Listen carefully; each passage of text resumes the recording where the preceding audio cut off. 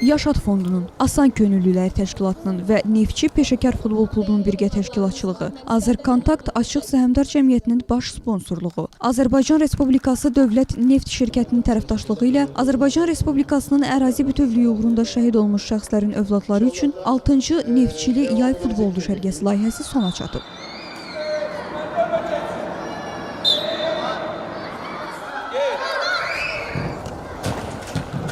Layihədə 6-12 yaş aralığında ümumilikdə 100 uşağı iştirak edib. Yaşad Fondunun nümayəndəsi Nuranə Babayeva layihənin önəmi barədə fikirlərini bölüşüb. 6-cı Neftçili Yay düşərgəsində ümumilikdə 100 uşaq qatılıb və bunlar qruplar üzrə fərqli günlərdə burada məşqlər keçiblər.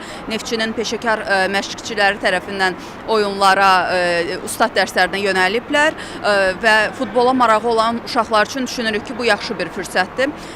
Neftçili Yay düşərgəsi ilə yanaşı Yaşadın təhsillə bağlı düşərgələri də olur ki, bu həm ölkə daxilində, həm ölkə xaricində. Keçənki təcrübəmizdə Almaniya idi, bu ilki təcrübəmizdə İngiltərə nəzərdə tutulub ki, uşaqların təhsillə bağlı yay məktəbinə gedəcəklər.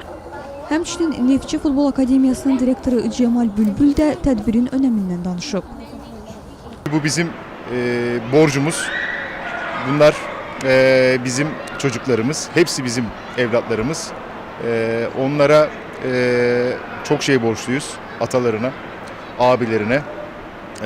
Bize emanetler.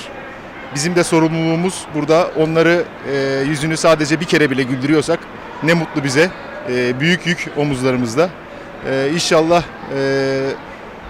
gücümüzün yettiği kadar, elimizden geldiği kadar ömür boyu onlara destek olmak istiyoruz. Sonda layihədə iştirak etmiş uşaqlara sertifikat və xatirə hədiyyələri təqdim edilib.